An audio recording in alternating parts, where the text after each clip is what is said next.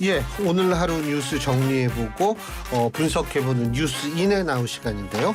자, 오늘도 이고은 시사평론가 YTN의 이우영 아나운서 두 분과 함께하겠습니다. 어서 오십시오. 네, 안녕하세요. 예, 안녕하세요. 안녕하세요. 예. 자, 참 그거 해야지. 네. 큰일 날 뻔했어. 네. 와, 진짜 이거 잊어먹으면 안 돼. 네. 자, 빨리 하세요. 네, YTN 라디오 뉴스 유튜브에서 검색하셔서 좋아요와 구독 부탁드리고요. 신율의 뉴스 정면 승부는 댓글과 좋아요 부탁드리겠습니다. 예. 네. 아주 무미건조하게 그냥 하셨네요. 아니 갑자기 빠르게 하셔야 될 것 같아가지고 아. 제가 좀 걷어냈습니다. 그러셨구나. 네, 걷어내지 않는 버전으로 다시 할까요? 네, 그렇게 한번 해보세요. 조금 전에 이거 많이 할수록 좋아요. 네. 예. 저 큰일 났습니다. 진짜 정말. 하기 좋아하잖아 또. 네. 예. 네. 적성이도 맞고. 조금 전에 앵커님께서 예. 이제 한중 관계가 경색됐다라고 얘기해 주셨는데 네. 저희는 청취자와 YTN 라디오는 경색되고 싶지 않습니다. 그러니까 구독으로 이 경색된 관계를 풀어주시길 부탁드리겠습니다. 그렇군요. 예. 네. 아주 좋아요. 네. 예. 그렇게 앞으로도 계속 좀 노력을 해주시면. 이 앞으로는 뭐 격일에 한 번씩 뭐 이렇게 하던가. 격일이 네. 아니라 뭐 되도록 매일 해야죠. 네. 네, 그렇죠. 자, 오늘 어떤 얘기부터 시작할까요? 네, 오늘 금요일입니다. 여론조사 한번 살펴보도록 하겠습니다. 예. 그러네 진짜. 네. 한국갤럽 여론조사 살펴볼 텐데요. 일단 오늘 여론조사 개요를 제가 먼저 소개를 해드리겠습니다. 한국갤럽이 지난 13일에서 15일 전국 만 18세 이상 1000명을 대상으로 조사를 한 여론조사고요. 오차범위 95%, 신뢰 수준에서 플러스 마이너스 3.1%포인트입니다. 무선 95, 유선 5%, 전화조사원 인터뷰 방식으로 진행됐고요. 응답률 9.2%니까요. 자세한 내용 중앙선거여론조사 심의위원 홈페이지에서 참조하시면 되겠습니다. 수고하셨어요. 네. 이것도 굉장히 어려운 일이거든요. 네. 국정 지지율부터 해서 한번 살펴보도록 하겠습니다. 네, 국정 지지율, 윤석열 대통령의 국정 지지율이 35%로 집계가 됐는데요. 이게 지난주 수치랑 같습니다. 또 직무 수행에 대한 부정평가도 57%로 또 지난주 수치와 같은 수치를 기록을 했고요. 윤 대통령의 국정 수행에 대한 긍정평가 이유가 또 여전히 외교가 25%로 가장 높은 순위를 차지를 했지만 또 노조 대응이 10%로 또 높은 순위에 또 올랐어요. 그리고 부정평가 이유로도 여전히 외교가 24%로 가장 많은 수치를 차지를 했고 그 다음으로 경제, 민생, 물가, 후쿠시마 오염수 방류 문제 등이 9% 정도로 그 순으로 꼽혔습니다. 정당 지지율을 보면요. 국민의힘, 더불어민주당 모두 같은 34%를 기록했습니다. 국민의힘 같은 경우는 직전보다는 1%포인트가 내린 거고 민주당은 2%포인트 오른 건데요. 지지하는 정당이 없는 무당층 27%, 그리고 정의당은 4%였습니다. 그러니까 현재 국민들이 정당에 대한 지지 성향 이게 상당 기간 동안 계속 30대 30 구도가 계속 이어지고 있다 이렇게 보면 될 것 같고요. 이번 여론조사에서 그 양당 대표에 대한 평가도 있었어요. 근데 김기현 국민의힘 대표, 이재명 더불어민주당 대표 모두 부정평가가 긍정평가보다 높았습니다. 2배 가까이 높았는데요. 국민의힘 김기현 대표에 대해서는 긍정평가가 29%, 부정평가는 57%였고 이재명 대표의 경우 긍정평가가 32%, 부정평가 60%로 나타났습니다. 네, 국정 지지율부터 해서 이번 여론조사에 대해서 전반적인 평가 부탁드리겠습니다. 예. 일단 저는 뭐 다른 거는 안 봐요. 뭐를 중심으로 보냐면 무당층이 어떻게 되느냐 이 부분인데 실제로 무당층의 추세를 보면은요. 이 한국갤럽 기준입니다. 한국갤럽 기준으로 보면 4월 첫째 주부터 넷째 주까지는 무당층이 굉장히 많이 늘었다가 5월 달에 조금 주는 추세를 했다가 지금 약간 늘어나고 있는 다시 추세를 보이고 있다라는 부분이 저는 굉장히 왜냐하면 NBS 조사 같은 경우에는 점점 늘고 있거든요. 이 NBS하고 한국갤럽 두 군데가 그 소위 말해서 전화 면접으로 하는 거고 응답률이 10% 이상 그리고 NBS 조사 같은 게 20%를 넘거든요. 네. 그렇기 때문에 우리가 이런 부분을 조금 이번에 9.2%였었는데 어쨌든 10% 정도 되거든요. 그래서 이런 부분은 우리가 함께 고려한다면 이 중도층, 무당층의 추이를 좀 주목을 해야 되는데 어쨌든 늘고 있다. 이런 부분이 결국 뭐냐면 양쪽 정당에 대해서 실망감은 굉장히 높아지고 있다. 네. 그런데 이거를 또 헷갈리면 안 돼요. 야, 이 양쪽 정당의 실망감이 높아져가지고 이 제3당을 만들면 이 제3당이 엄청나게 지지를 받겠구나. 어휴, 이 27을 그냥 가져오겠네. 뭐 이런 식으로 생각을 하면 그건 오해입니다. 이분들은 정당 지지를 떠났을 뿐이지 언젠가 다시 돌아갈 수 있을 확률이 높은 사람들이거든요. 그렇기 때문에 뭐 이게 높아졌다고 해서 그런 뭐 3당의 추정 가능성을 우리가 얘기한다기보다는 전 사실 뭐라고 생각하냐면 오히려 양당이 이들 27에서 한 뭐 경우에 따라서는 34, 5까지 나오는데 이들을 어떻게 자기 쪽으로 끌어들일 것인가를 고민해야 된다. 지금 뭐 지지율 뭐 똑같이 됐다. 이거는 별 중요한 게 아니에요. 지금 이 지지율은 오히려 민주당 같은 경우에는 핵심 지지층이 이 결합을 그러니까 결집을 하고 있다. 지금 위기 상황이 많으니까 이런 의미 부여가 가능한 부분이어서 제가 볼 때는 결국은 총선에 있어서의 승패는 이 중도층을 누가 잘 끌어오는가 이 부분인 것 같고 대통령 지지율은 메타 분석 같은 걸 해보면은 최소한 하향 추세는 아니에요. 네. 예, 이 정도로 정리를 해봐야겠죠. 네. 예. 무당층이 늘어나고 있는 점을 이제 주목을 해주셨고요. 예. 근데 또 눈에 띄는 점은 이고은 평론가가 마지막에도 언급해주셨던 바로 거대 양당 대표에 대한 평가입니다. 두 대표 모두 부정평가가 긍정평가의 2배에 달하거든요. 예. 이는 어떻게 보시나요? 사실은 이 평가가 이렇게 2배에 달한다. 이재명 대표 경우에는 좀 다른데 김기현 대표 같은 경우에는 사실 그 정도로 주목도가 높지는 않거든요. 주목도가 높지가 않으면 사실은 이 부정평가가 높을 수밖에 없죠.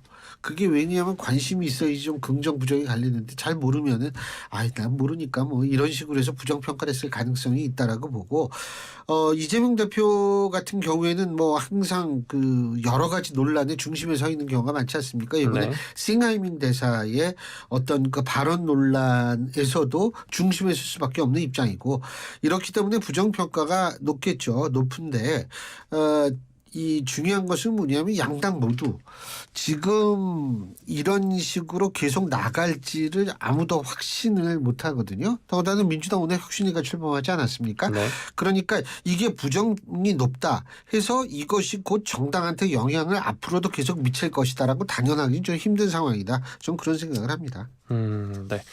자, 다음 소식으로 넘어가 보도록 하겠습니다. 민주당 이야기인데요. 민주당의 혁신위 수장이 어제 정해졌습니다. 더불어민주당이 쇄신 작업을 이끌 혁신기구 수장에 김은경 한국외대 법학전문대학원 교수를 임명하면서 정치권 이목은 혁신기구의 구성과 역할에 쏠리고 있는데요. 관련 소식 한번 살펴보도록 하겠습니다.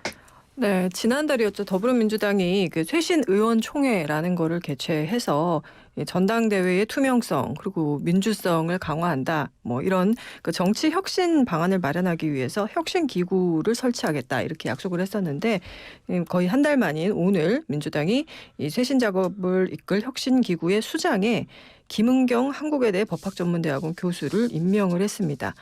지난 5일에 이래경 다른백년 명예이사장이 그 천안함 자폭 발언 등의 논란으로 당일날 사퇴한 이후에 이제 열흘 만의 일입니다. 오늘 그 혁신위가 출범을 한 것은 아니고 아까 말씀하셨다시피 이제 그 수장에 이제 임명이 된 것인데 이재명 더불어민주당 대표는 오늘 혁신 기구가 우리 당과 정치를 새롭게 바꾸도록 이름부터 역할까지 모든 것을 맡기겠다라고 말하면서 사실상 모든 권한을 김 교수에게 위임하겠다 이런 뜻을 재확인했습니다.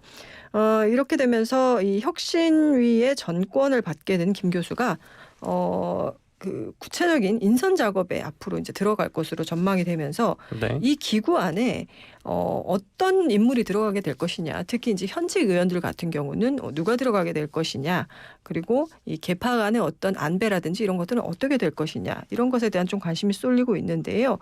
만약에 친명계 의원으로 꼽히는 인사들이 많이 이제 포진되게 된다면 결국 이 혁신위가 이 본질과 다르게 이재명 친위대가 아니냐 이런 비판에 내놓일 그런 소지가 크고요. 그래서 결국 이 혁신 기구에서도 개파 안배가 필수적일 수밖에 없다 이런 이야기가 나옵니다. 그리고 이제 이 혁신 기구가 어떤 역할을 할 것인가 이것은 아직도 뚜렷한 밑그림이 나오지 않은 상태인데 우선 혁신기구에 요구되는 이 역할, 일단은 내년 총선 승리를 위한 이 전초전의 어떤 그 과정이잖아요. 그래서 뭐 국민의 시각에서 혁신의 결과물을 내놓아야 한다. 이런 그 좀 무게감이 좀 실릴 것이고요. 또 전당대회 돈봉투 의혹이나 뭐 탈당을 했지만 김남국 의원의 코인 의혹 등으로 당이 도덕성의 치명타를 입은 상황에서 이것을 회복해야 하는 과제도 있고 또 아까 말했던 그 고질적인 계파 갈등 이것을 해소하기 위한 그런 혁신안도 필요한 상황입니다. 또 하나의 관심은 이 혁신기구가 내년 공천에까지 영향을 미칠 것인가에 대한 부분인데 참고로 이제 지난 2015년 같은 경우에 민주당의 전신이죠. 새정치민주연합 같은 경우 김상곤 혁신위가 현역 국회의원을 평가하는 선출자 공직자 평가위원회 구성 등을 제안을 하면서 당시 그 이듬해인 2016년 총선 공천에서도 적잖은 변수가 된 바가 있어서 그 공천에서의 역할도 중요한 그 핵심 포인트가 될 것으로 보입니다. 네, 이번 혁신위원장 인선과 관련해서 이틀 전에 저희가 이제 정면 승부에서도 김은경 이 한국외대 법학전문대학원 교수를 비롯해서 정근식 서울대 명예교수 또 김태일 전 장한대 총장 등 3명이 후보군을 압축됐다 이렇게 전해드렸는데 결국 김은경 교수가 이번 혁신위원장에 인선이 됐습니다. 이런 민주당 혁신 움직임에 대해서는 어떻게 보시나요?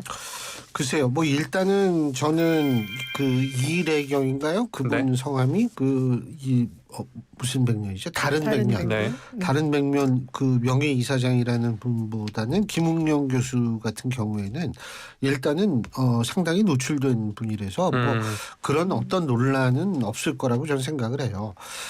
그런데 이제 이분이 금감원 부원장을 했죠. 네. 그죠? 금융감독원. 네. 금융감독원 부원장을 했고 그리고 외대 법학전문대학원 교수를 했고 맞습니다. 그렇다면은 이분은 사실 관료 쪽에 경험이 있던 분이다. 이렇게 우리가 평가하는 게 맞을 것 같아요. 다시 말해서 정치 쪽에 경험이 있었다라고 얘기하기는 힘든 것 같은데 제가 이 조금 걱정이 되는 거는 뭐냐면 이게 정치는 관료 조직하고 또 달라요.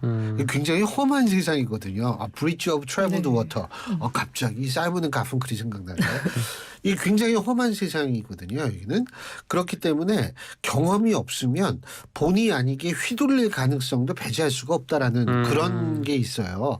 그래서 전 그런 게 조금 걱정이 되죠. 그러면 아까 얘기한 것처럼 뭐 친명이 더 많이 들어갔냐 비명이 더 많이 들어갔냐 이런 것도 물론 중요한 요소로 작용을 하겠지만 원래 이론적으로 따지면 전권을 받으면 혁신위원장이 본인이 딱딱딱딱 임명해야 될 거 아닙니까? 그런데 정치 경험이 없으면 사실 그것을 정권을 행사한다고 해도 일단 뭐 아는 사람도 별로 없을 수도 있는 거고 그래서 여러 가지 좀 힘든 측면이 발생할 수가 있다. 저는 혁신의 첫 단추는 혁신위가 어떤 사람으로 인적 구성이 되느냐도 굉장히 중요할 것 같은데 그런 점에 있어서 이제 조금 우려가 될 수도 있지 않을까라는 생각을 조심스럽게 해보고요. 그래서 뭐 일각에서는 혁신위가 뭐를 혁신해야 되느냐라고 얘기를 하는데 뭐를 혁신을 하던 간에 이분도 학자니까 뭐 방향성은 잘 잡겠죠.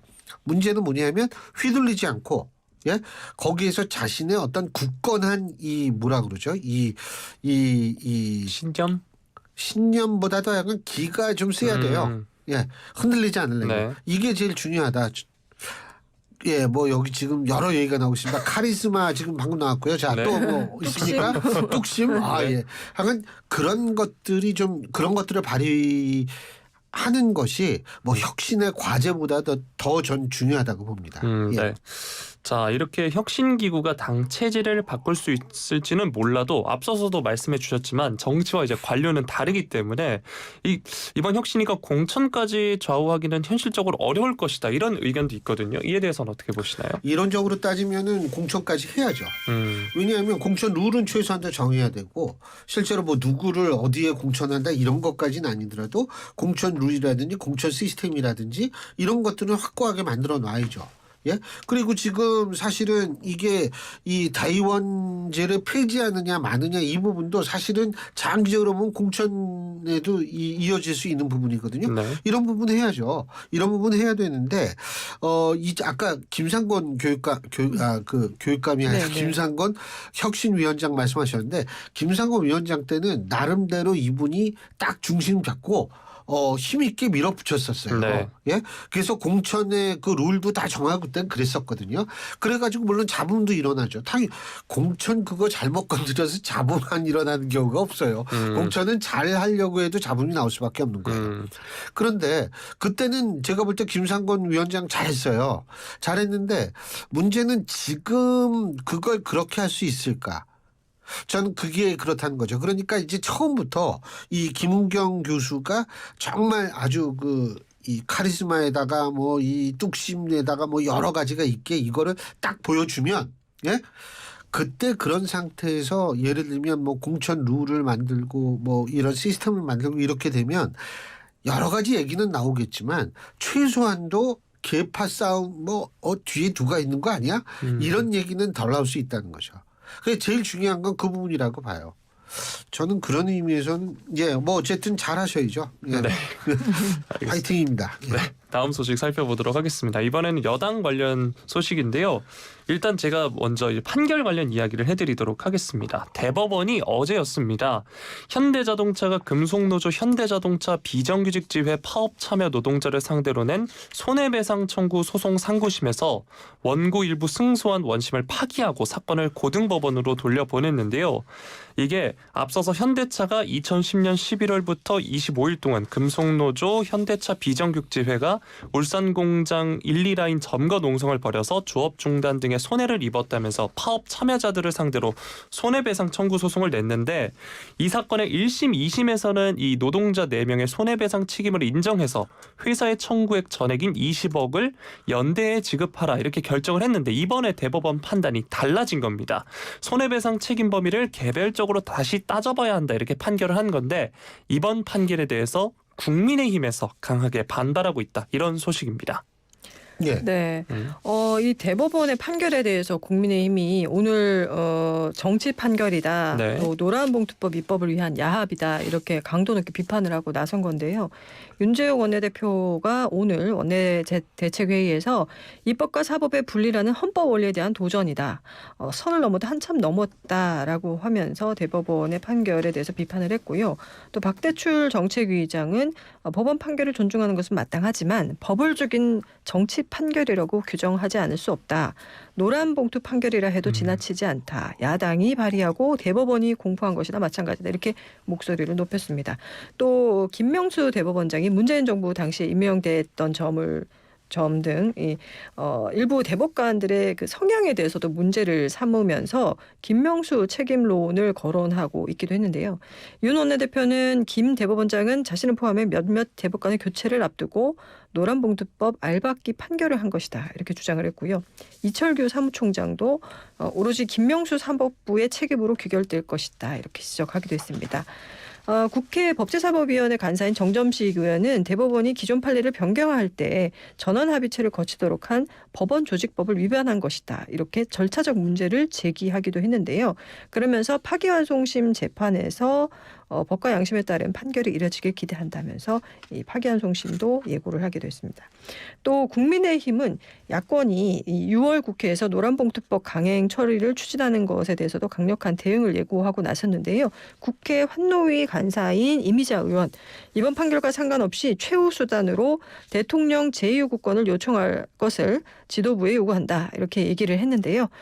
국회에서 노란봉투법 본회의 표결 저지를 위한 필리버스터라든지 아까 말했던 제2요구권 요청 등 가능한 모든 조치를 취할 것으로 예상이 되고 있습니다.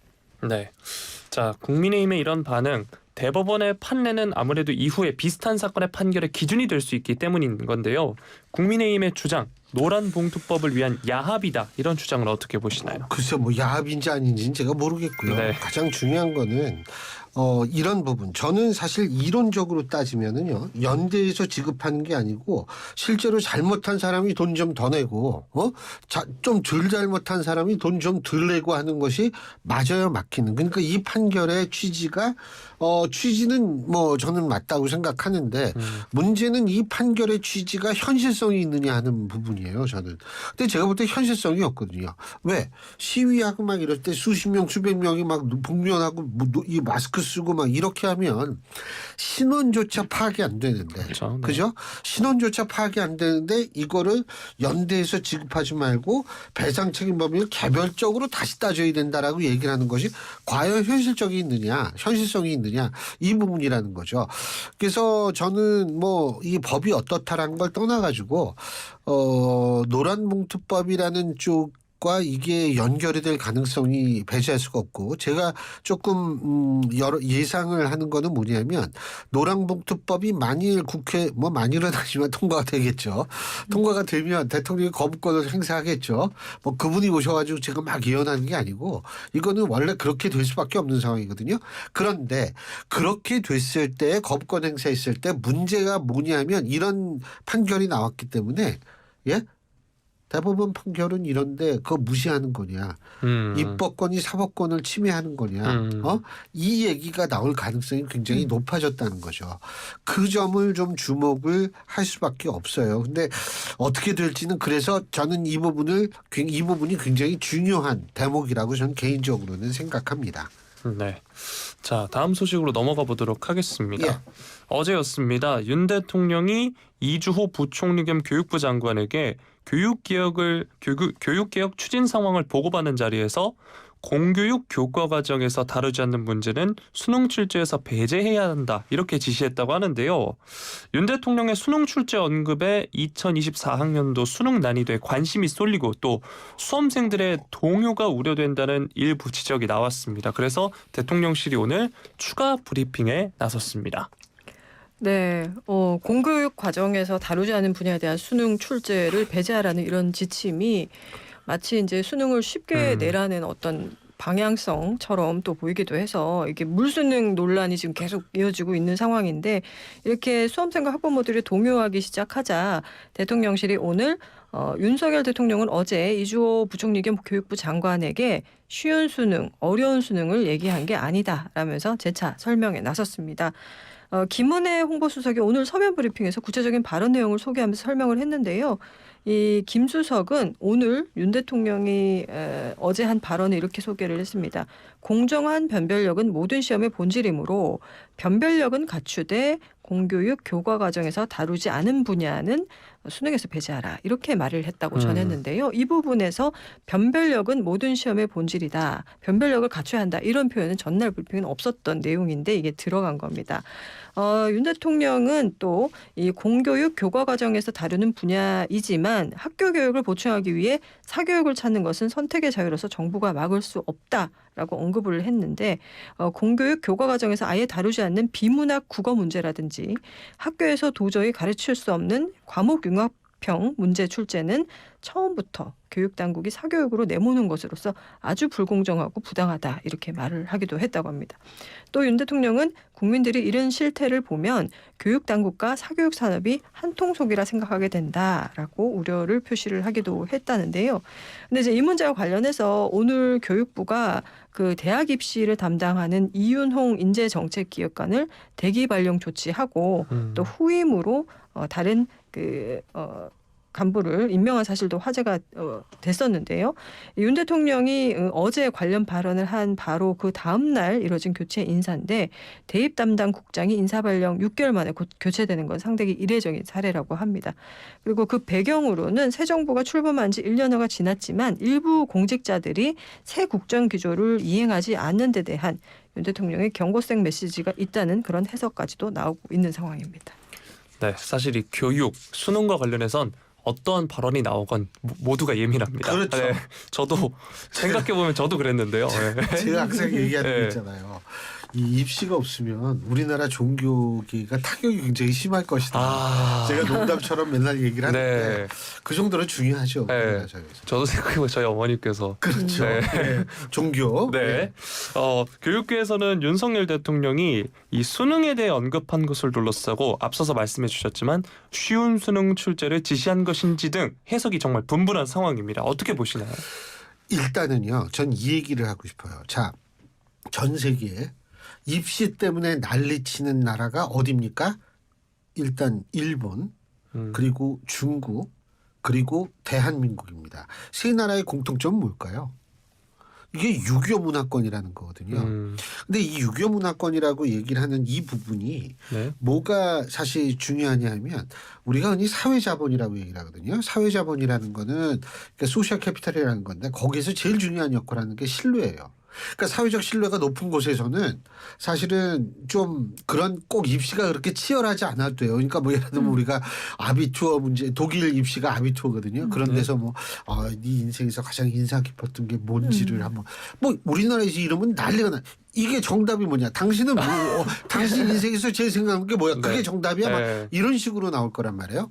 그렇기 때문에 이 정답을 요구하는 사회라는 건 사실은 사회 자본이 낮은 사회에서 나타나는 현상인데 유감스럽게도 대한민국, 일본, 중국이 전부 그렇다. 이 점을 제가 말씀드리는 이유는 뭐냐면 제가 앞서도 말씀드렸죠. 변별력이 굉장히 중요해요. 그러니까 변별력이라는 거는 그러니까 시험을 쉽게 나오면 변별력이 없잖아요. 그래서 윤석열 대통령이 그런 언급을 했다. 그래서 이게 무수능이 또 되는 거 아니냐. 근데 전 그렇게 생각하지 않아요. 제가 교수생활 지금 26년 차인가 27년 차인데 26년, 27년 동안 쭉 제가 있으면서 문제 매 학기 2번씩 내잖아요. 중간고사, 기말고사. 가르친 내용 중에서도 얼마든지 이 틀어서 얘기를 물어볼 수 있어요. 변별력 만들 수 있습니다. 제가 문제를 맨날 내봐서 아는데 그렇기 때문에 그런 차원에서 대통령의 언급을 좀 이해를 해야지 야 이거 교과서에서만 내라 그런다. 야 그럼 쉽겠네. 이렇게 생각하면 곤란하다는 거죠. 네. 예, 오늘 말씀은 여기까지 듣겠습니다. 고맙습니다. 고맙습니다. 감사합니다.